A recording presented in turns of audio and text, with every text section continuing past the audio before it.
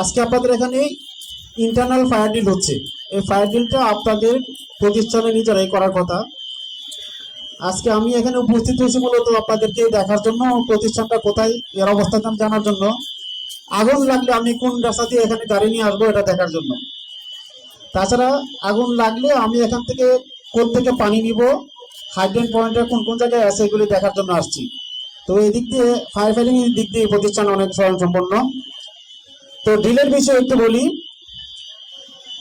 Drill করা হয় মূলত ভবিষ্যতে যে দুর্ঘটনা হবে তার পূর্ব প্রস্তুতি হিসাবে। তা আমরা আজকে যে ড্রিলটা করতেছি এটা কিন্তু আজকে কিন্তু আগুন লাগে নাই, কিন্তু আগুনের সাইরেন বাজতেছে।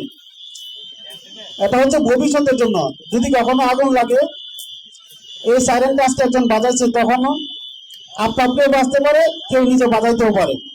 যখন বাজবে তখন সকল লোক আপনাদের সামনে যে মার্ক দেওয়া আছে, লাইন নাম্বার উল্লেখ করা আছে, তালা উল্লেখ করা আছে, সেকশন উল্লেখ করা আছে, এই সেকশন ওয়াইজ আইসে দাঁড়াবেন।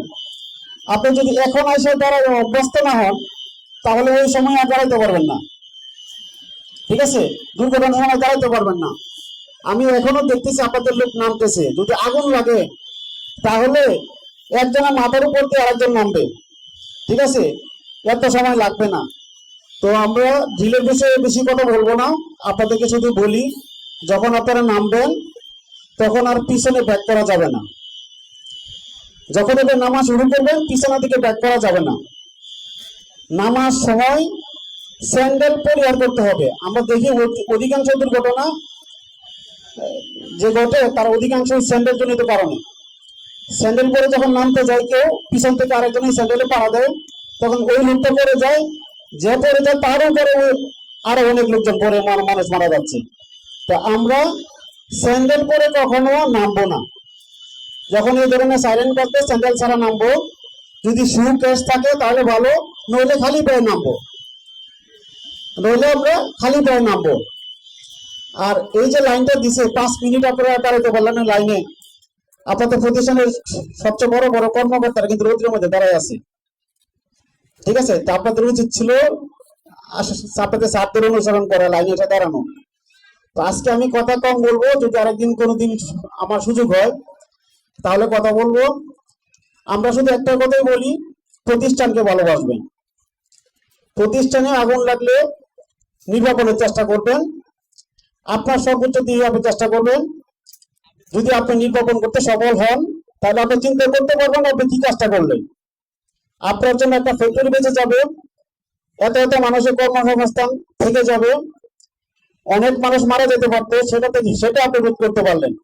তো আপনার একটা ক্ষুদ্র কাজ যদি এটা আপনি তাৎক্ষণিকভাবে করতে পারেন তাহলে যে কত বড় কাজ আপনি করবেন সেটা কিন্তু আপনার ধারণার বাইরে। এজন্য প্রতিষ্ঠানকে ভালো রাখবেন, তাহলে আপনি ভালো থাকবেন, আমরা যারা সরকারি চাকরি করি আমরাও ভালো থাকবো।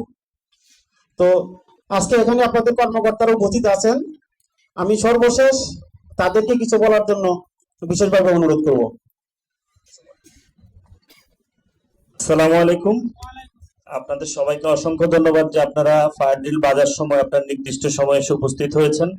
আর একটু আগে আসলে ভালো হতো, কারণ ফায়ার ড্রিলটা হচ্ছে এটা আমাদের জন্য অপেক্ষা করবে না। যদি কখনো আগুন লাগে এটা খুব দ্রুত ছড়িয়ে পড়বে।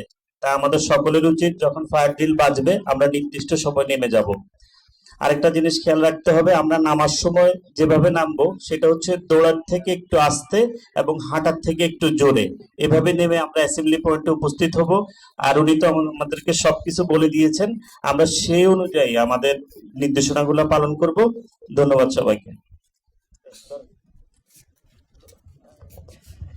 যেহেতু আজকে আমরা ফায়ার ডিলের জন্য এখন এখানে উপস্থিত আছি, আজকে সকলের জন্য লাঞ্চ টাইম একই সময়, দুপুর 1টা থেকে দুপুর 2টা পর্যন্ত। ধন্যবাদ সবাইকে।